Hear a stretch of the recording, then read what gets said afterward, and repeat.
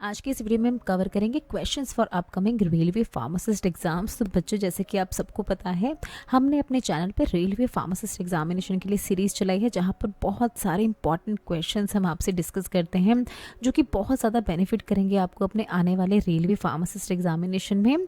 तो ऐसे ही कुछ आज भी हम क्वेश्चन आपसे डिस्कस करेंगे। वीडियो स्टार्ट करने से पहले बच्चों, मेरा नाम श्रुति है, मैं रजिस्टर्ड फार्मासिस्ट हूँ, यूएसए में रहती हूँ और यहीं से आपके लिए ये सारा कंटेंट बनाती हूँ। तो चलिए शुरू करते हैं अपना आज का सेशन।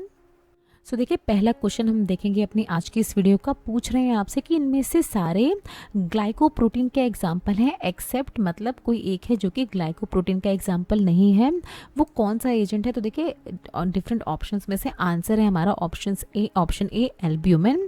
एल्ब्यूमिन ग्लाइकोप्रोटीन नहीं है। बाकी देखिए, ट्रांसफेरिन, इसका मतलब क्या हुआ, ट्रांसफेरिन, फिब्रिनोजेन एंड आईएमजी यानी इम्यूनोग्लोबुलिन, ये तीनों ही एग्जाम्पल्स हैं ग्लाइकोप्रोटीन के। अगर हम बात करें नहीं, ग्लाइकोप्रोटीन नहीं है, तो ये क्या है। देखिए, इसको नॉन ग्लाइकोसाइलेटेड प्रोटीन कहते हैं एल्ब्यूमिन को। मतलब इसकी जो स्ट्रक्चर, इसका जो स्ट्रक्चर होता है उसमें कार्बोहाइड्रेट यानी शुगर मॉलिक्यूल प्रेजेंट नहीं होता है। अगर देखिए डिफरेंस की हम बात करें ग्लाइकोप्रोटीन एंड नॉन ग्लाइकोप्रोटीन्स में, तो ग्लाइकोप्रोटीन क्या होते हैं, ऐसे इनके स्ट्रक्चर में कार्बोहाइड्रेट मॉलिक्यूल यानी शुगर या पॉलीसेकेराइड प्रेजेंट होता है इनके स्ट्रक्चर की। अगर हम बात करें किस तरह का ये रिस्पॉन्स क्रिएट करता है हमारी बॉडी में, तो देखिए सेल इंटरैक्शन जो जितने भी होते हैं हमारी बॉडी के डिफरेंट सेल्स के बीच में, हमारे सेल की सिग्नलिंग और रिकॉग्निशन, इन सब का काम किया जाता है इन ग्लाइकोप्रोटीन्स के द्वारा। एग्जाम्पल्स में अगर हम देखें तो हमारे जो इम्यूनोग्लोबुलिन्स होते हैं, ट्रांसफेरिन एंड फिब्रिनोजेन, ये तीनों ही एग्जाम्पल है ग्लाइकोप्रोटीन के। वहीं अगर हम बात करें नॉन ग्लाइकोप्रोटीन्स की, तो इनमें कार्बोहाइड्रेट मॉलिक्यूल प्रेजेंट नहीं होता है इनके स्ट्रक्चर में। ये किस किस तरह के फंक्शन करते हैं, ये हमारी बॉडी में जितने भी ट्रांसपोर्ट के फंक्शन होते हैं, जो हमारे जितने भी न्यूट्रिशन की हम बात करें, न्यूट्रिएंट को ट्रांसपोर्ट करना, ऑक्सीजन को ट्रांसपोर्ट करना, तो ये सारे काम किए जाते हैं नॉन ग्लाइकोप्रोटीन एजेंट्स के द्वारा। और जितने भी कैटालिसिस वाले जितनी भी चीज़ें होती हैं हमारी बॉडी में, वो करते हैं ये। एग्जाम्पल से आपको अच्छे समझ में आएगा। तो एग्जाम्पल में हमने देखा albumin, haemoglobin and myoglobin. Myoglobin क्या होता है, मसल्स में पाया जाने वाला प्रोटीन होता है। तो ये एग्जाम्पल है किसके, नॉन ग्लाइकोप्रोटीन के। अगर हम एल्ब्यूमिन की बात करें तो देखिए, एक तरह का सॉल्युबल प्रोटीन होता है जो कि हमारे ब्लड प्लाज्मा में पाया जाता है। और अगर हमारे टोटल ब्लड के प्रोटीन की बात करें तो 50 to 60% हमारे ब्लड में एल्ब्यूमिन प्रेजेंट होता है। तो ये भी आपको याद रखना है। प्रोड्यूस कहाँ से किया जाता है, तो लीवर के द्वारा प्रोड्यूस किया जाता है और प्रोड्यूस होकर ये हमारे ब्लड स्ट्रीम में सेक्रेट करवा दिया जाता है। तो ये पूरा ही क्वेश्चन था देखिए हमारे एल्ब्यूमिन के बारे में। आपसे कैप्सुलेटेड फॉर्म ऑफ बैक्टीरिया क्या होते हैं, तो डिफरेंट ऑप्शंस में से बच्चों आंसर इसका ऑप्शन डी, यूजफुल होते हैं बहुत ही कैप्सुलेटेड फॉर्म ऑफ बैक्टीरिया। अगर देखिए हम इस तरह के हमारे बैक्टीरिया की बात करें, तो अगर बैक्टीरियाज पे इस तरह की कैप्सूल प्रेजेंट होती है तो उनको कहा जाता है कि एक तरह की यूजफुल बैक्टीरिया है। एग्जाम्पल की अगर हम बात करें तो देखिए स्टेप्टोकोकस निमोनिया, जो कि नोमोकोकल कॉन्जुगेट वैक्सीन में इस्तेमाल किया जाता है। बहुत ही कम कंसंट्रेशन में इसको इस तरह के वैक्सीन में डाला जाता है। हीमोफिलस इन्फ्लुएंजा टाइप बी, जहाँ जो कि हीमोफिलस जो कि HIV वैक्सीन में इस्तेमाल किया जाता है, इन्फ्लुएंजा की वैक्सीन में इसको इस्तेमाल किया जाता है। नाइसीरिया मेनिंजाइटिस, जो कि मेनिंजोकोकल कॉन्जुगेट वैक्सीन में जिसका इस्तेमाल किया जाता है। बैसिलस एंथ्रेसिस, जिसको एंथ्रेक्स वैक्सीन में इस्तेमाल किया जाता है। और बिफिडोबैक्टीरियम बिफिडम, जिसको एज अ प्रोबायोटिक इस्तेमाल किया जाता है। तो इन सभी में आपको याद रखना है कैप्सुलेटेड फॉर्म ऑफ बैक्टीरिया का इस्तेमाल किया जाता है। अगर हम बात करें कि क्यों इनको यूजफुल कहा जाता है, क्योंकि तो इसका रीज़न है कि इस तरह के जो कैप्सुलेटेड फॉर्म ऑफ बैक्टीरिया है, इनको टारगेटेड ड्रग डिलीवरी के लिए इस्तेमाल किया जा सकता है। जो एंटीबायोटिक्स होते हैं उनको डायरेक्टली इन्फेक्टेड साइट पे, मान लीजिए बॉडी के किसी भी पार्ट में, फॉर एग्जांपल लेग में किसी एक टिश्यू में इन्फेक्शन है, तो डायरेक्टली ऐसा एंटीबायोटिक बनाया जा सकता है कैप्सुलेटेड फॉर्म का, जिसको डायरेक्टली उस लेग के उस पर्टिकुलर टिश्यू को टारगेट किया जाए और वहाँ का इन्फेक्शन ठीक किया जाए। तो दैट इज़ वाई इनका काफ़ी ज़्यादा इसका इस्तेमाल किया जाता है हमारी मेडिकल थेरेपीज़ में। कैंसरस थेरेपी में भी इसका बहुत ही इस्तेमाल किया जाता है, टारगेट करने के लिए, जो पर्टिकुलर कैंसर सेल होती है उनको टारगेट करने के लिए। जीन थेरेपी में भी इसका काफ़ी ज़्यादा इस्तेमाल किया जाता है। जीन थेरेपीज जैसे जो हमारे जेनेटिक डिसऑर्डर होते हैं, जैसे सिकल सेल एनीमिया जैसे डिसऑर्डर, और जैसे कि हमने कैंसर थेरेपी में देखा, और जो हमारे इन्फेक्शियस डिसीज़ होती हैं जैसे HIV और इबोला वायरस जैसी ट्रीटमेंट्स जो होती हैं, इन तरह की बीमारियों के ट्रीटमेंट के लिए भी इन तरह की कैप्सुलेटेड फॉर्म ऑफ बैक्टीरियाज का इस्तेमाल किया जाता है। नेक्स्ट पूछ रहे हैं आपसे, देखिए कौन सा फ्लूइड प्रेजेंट होता है गोले सेल में? तो डिफरेंट ऑप्शन में से बच्चों आंसर इसका ऑप्शन बी ज़ीनॉन प्रेजेंट होती है। अगर हम बात करें गोले सेल की तो देखिए इस तरह की ये पूरी सेल होती है जहाँ पर यहाँ से ये IR इंफ्रारेड विंडो होती है जहाँ से इंफ्रारेड रेडिएशन को पास किया जाता है। ये जो आप देख रहे हैं गैस फिल्ड कैविटी, इसी में फिल की जाती है ज़ीनॉन गैस। और क्यों फिल की जाती है ज़ीनॉन गैस? क्योंकि ये एक तरह की नोबल गैस है। जब इस पे इंफ्रारेड रेडिएशन पड़ती है तो ये गैस एक्सपेंड हो जाती है और ये प्रॉपर रीडिंग देती है। जो भी डिटेक्टर होता है इसका गोले सेल का, उस पर प्रॉपर रीडिंग देती है जिस भी चीज़ के लिए, जिस भी पर्पस के लिए इस एक्सपेरिमेंट को किया जा रहा है। तो दैट इज़ वाई गोले सेल को एज अ इंफ्रारेड डिटेक्टर की तरह इस्तेमाल किया जाता है। अगर हम मेडिकल एप्लीकेशन की बात करें गोले सेल की, तो इसको जो हमारी मेडिकल इमेजिंग होती है, मेडिकल इमेजिंग में बहुत अलग अलग टेक्निक्स होती हैं जहाँ पर जैसे हमारी MRI वगैरह होती है, इसी तरह की गोले सेल का भी इस्तेमाल किया जाता है इंफ्रारेड डिटेक्टर की तरह। और जो हमारी सिक्योरिटी स्कैनिंग होती है जिसमें अगर किसी भी तरह की, देखिए आसपास किसी भी तरह की अगर एक्टिविटी हो रही है तो उसको ये अच्छे से रिकॉर्ड कर पाता है। इस तरह का इंफ्रारेड डिटेक्टर की तरह इसको इस्तेमाल होता है। तो कौन सी गैस प्रेजेंट होती है, कौन सा फ्लूइड प्रेजेंट होता है, वो हमने देखा ज़ीनॉन गैस। नेक्स्ट पूछ रहे हैं क्वेश्चन में आपसे, देखिए mucic acid on heating gives. Mucic acid में हीटिंग के बाद डिफरेंट ऑप्शंस में से बच्चों आंसर इसका ऑप्शन ए फ्यूरान फॉर्म होता है। आप देखिए यहाँ पर अगर हम इसके पूरे ही रिएक्शन की बात करें तो म्यूकिक एसिड का आपको फॉर्मूला दिया गया है C6H10O8। जब इसको हीट किया जाता है तो देखिए इस तरह की फ्यूरान रिंग फॉर्म हो जाती है। यहाँ पर आप देख रहे हैं फ्यूरान रिंग का पूरा ही ये स्ट्रक्चर और इस रिंग के साथ। और यहाँ पर देखिए रिलीज क्या क्या होता है, तो यहाँ पर आपको थर्मल डिकम्पोजिशन की पूरी प्रोसेस बताई है जहां पर होता है देखिए dehydration, loss of water molecule, decarboxylation, loss of carbon dioxide, और दूसरे प्रोडक्ट भी इसमें रिलीज होते हैं जहां पर साइक्लाइजेशन भी होता है यानी फ्यूरान रिंग फॉर्मेशन होता है। अगर हम म्यूकिक एसिड की बात करें तो इसको गैलेक्टेरिक एसिड के नाम से भी जानते हैं। ये नेचुरली अकरिंग कंपाउंड है जो कि हमारे बहुत सारे जो प्लांट बेस्ड मटेरियल होते हैं, जैसे गम्स रिलीज होती हैं जो प्लांट से जो म्यूसिलेज रिलीज होती हैं और जो सेल वॉल्स होती हैं प्लांट्स की, उनमें पाया जाता है इस तरह का म्यूकिक एसिड। और जो कि थर्मल डिकम्पोजिशन के बाद जो कि हमने देखा furan, carbon dioxide and water release कर रहा है। नेक्स्ट पूछ रहे हैं, देखिए aerosol is a reserve of. Aerosol इनमें से किसके रिजर्व की तरह एक्ट करता है? डिफरेंट ऑप्शंस में से बच्चों आंसर इसका ऑप्शन ए लिक्विड और सॉलिड पार्टिकल इन गैस। अब देखिए अगर हम बात करें एरोजोल्स की तो ये क्या होते हैं? एरोजोल्स ये एक तरह के डिस्पर्शन होते हैं फाइन लिक्विड और सॉलिड पार्टिकल के। मतलब फाइन लिक्विड या सॉलिड पार्टिकल जो है वो सस्पेंड होते हैं गैस में, बेसिक इन तरह के कंटेनर्स में। ये गैस बेसिकली एयर होती है। अगर हम देखिए पूरी एरोजोल की कंटेनर की बात करें तो इस तरह का ये इसका पूरा कंटेनर होता है जहाँ पर ये नोजल होता है जिसके थ्रू ये इस तरह का स्प्रे बाहर आता है। सील लॉक होता है, डिप ट्यूब होती है और यहाँ पर देखिए लिक्विफाइड गैस या प्रोपेलेंट मिक्सचर से कहा जाता है, उसे फिल किया जाता है। इस प्रोपेलेंट मिक्सचर या लिक्विफाइड गैस में ही इस तरह के जो फाइन लिक्विड और सॉलिड के पार्टिकल हैं वो सस्पेंडेड हैं। तो इसीलिए बोला गया है एरोजोल को कि ये रिजर्व की तरह एक्ट करता है, इन तरह के पार्टिकल्स के रिजर्व की तरह ये एक्ट करता है जहाँ पर इन तरह के पार्टिकल्स को ये काफ़ी लंबे समय तक अपने अंदर सस्पेंडेड रखने का काम करता है।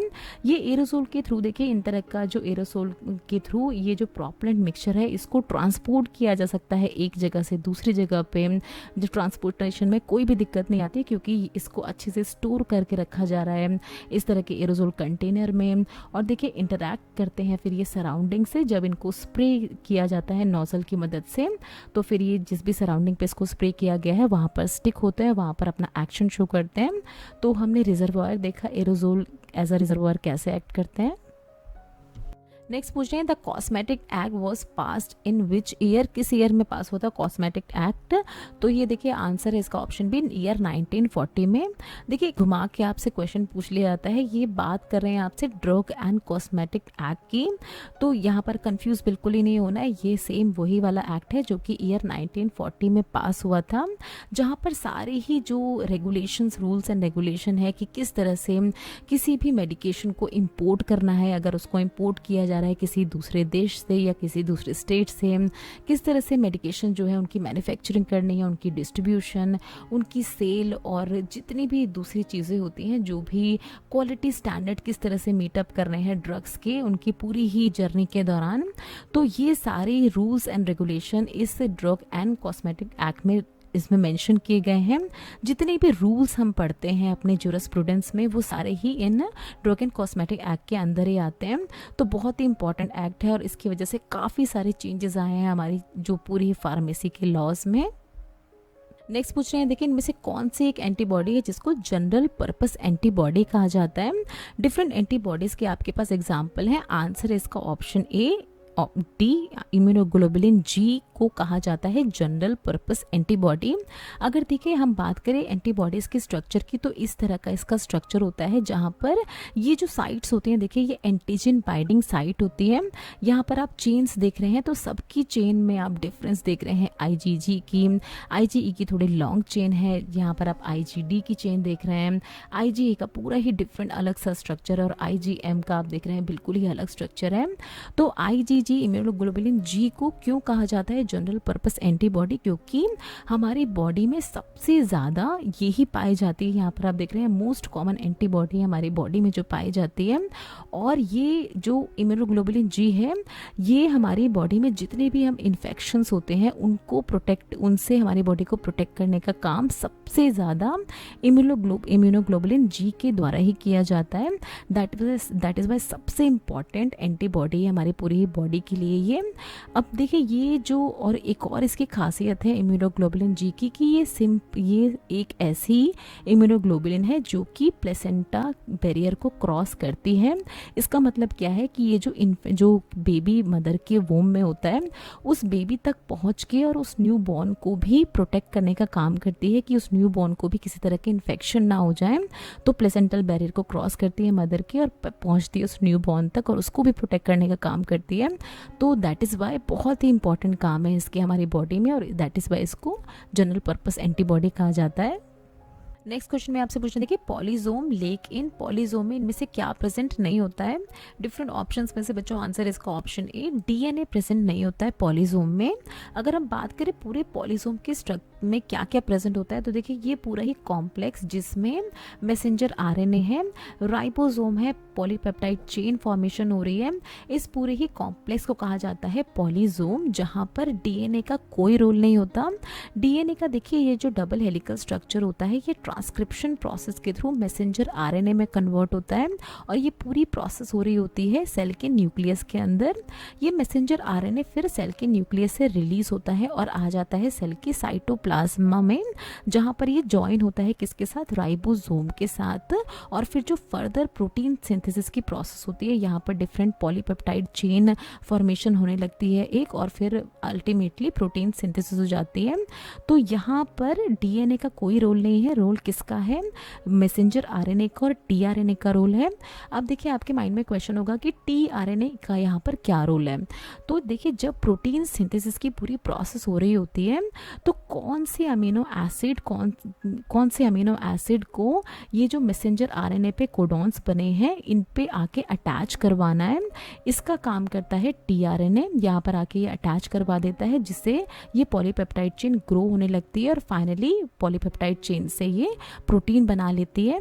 और यहाँ पर हमने देखा कि डीएनए का कोई भी रोल नहीं है, रोल किसका है, मैसेंजर आरएनए का रोल है, टीआरएनए का रोल है, राइबोसोम का रोल है और फाइनली प्रोटीन सिंथेसिस हो जाती है। नेक्स्ट क्वेश्चन में पूछ रहे हैं आपसे, देखिए जेलेटिन इनमें से क्या है, एक तरह का कार्बोहाइड्रेट है, प्रोटीन है, एल्कलॉइड है या फैट है। तो आंसर है इसका option B, gelatin is a kind of protein. अगर हम बात करें देखिए कहाँ कहाँ इस्तेमाल किया जाता है जेलेटिन को, तो बहुत सारे इंडस्ट्रीज जैसे फूड इंडस्ट्रीज़ में मार्शमेलो जेली एंड पुडिंग की जो प्रिपरेशन होती है उसके दौरान as a thickening agent gelatin को ऐड किया जाता है।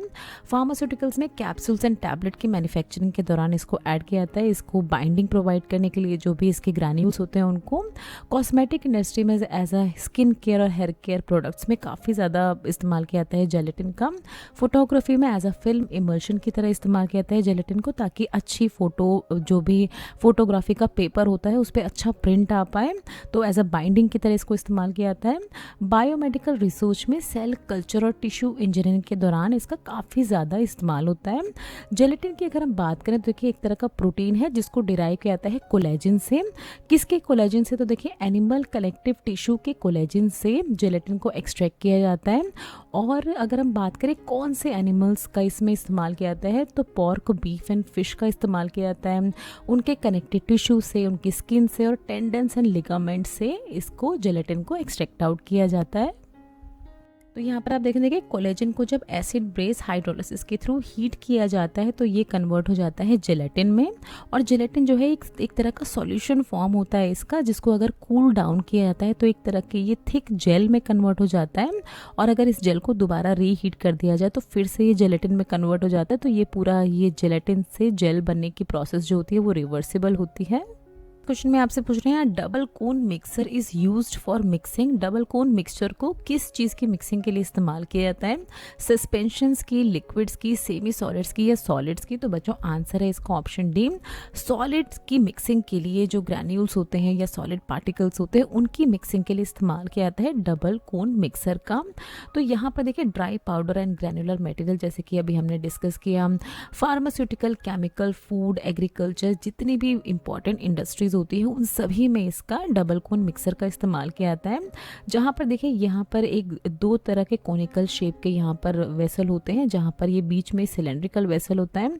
इसके अंदर देखिए जो भी हमारा प्रोडक्ट है जिसको हमें मिक्स करना है उन सभी को इसके अंदर डाला जाता है। और फिर जो रोटेटिंग शाफ्ट होती है उसकी मदद से पूरा ही ब्लेंडर जो है ये रोटेट करता है और सारा जो कंपोनेंट अंदर रखा हुआ है वो सारा ही मिक्स हो जाता है।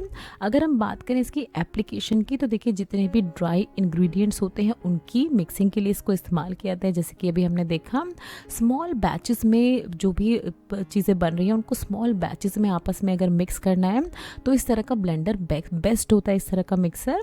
कोटिंग पार्टिकल तो देखिए बहुत बार ऐसा होता है कि हमें जो अपने ग्रैन्यूल्स होते हैं उनकी कोटिंग करनी होती है, तो यहाँ एक छोटा सा स्प्रे नोजल भी लगा दिया जाता है जिससे मिक्सिंग के साथ साथ कोटिंग भी होती रहे पार्टिकल्स की जो कि इसके अंदर हैं। Dry and cooling material, drawing करने के लिए मटेरियल को और मटेरियल को कूल डाउन करने के लिए भी इस तरह का मिक्सर का इस्तेमाल किया जाता है। होमोजेनाइजिंग पाउडर, तो पाउडर को एक ही शेप का बनाने के लिए भी इसका काफ़ी ज़्यादा इस्तेमाल किया जाता है। तो ये हमने सारी ही चीज़ें देखी डबल कोन मिक्सर के बारे में। Thanks for watching. Next video में कुछ इसी तरह के बहुत ही इंपॉर्टेंट क्वेश्चंस आपसे डिस्कस करेंगे जो कि आपको आने वाले रेलवे फार्मासिस्ट एग्जामिनेशन में बहुत ज़्यादा फ़ायदा करने वाले हैं। तो वीडियो अच्छी लगी हो तो लाइक किए बिना बिल्कुल भी ना जाएं। चैनल पे पहली बार आए हैं सब्सक्राइब ज़रूर करें। इसी तरह की बहुत सारी इंपॉर्टेंट वीडियोज़ हम आपके लिए फ्यूचर में भी लेके आते रहेंगे। किसी भी तरह का सवाल है आपके मन में तो आप हमें नीचे दिए गए कमेंट सेक्शन में हमसे कुछ भी पूछ सकते हैं। ये कुछ हमारे रिलेटेड वीडियोस के लिंक है जिन पे क्लिक करके आप इनको देख सकते हैं। दोस्तों लर्निंग फार्मेसी पे आने के लिए और ये वीडियो देखने के लिए आपका बहुत बहुत शुक्रिया। मिलते हैं अगले वीडियो में।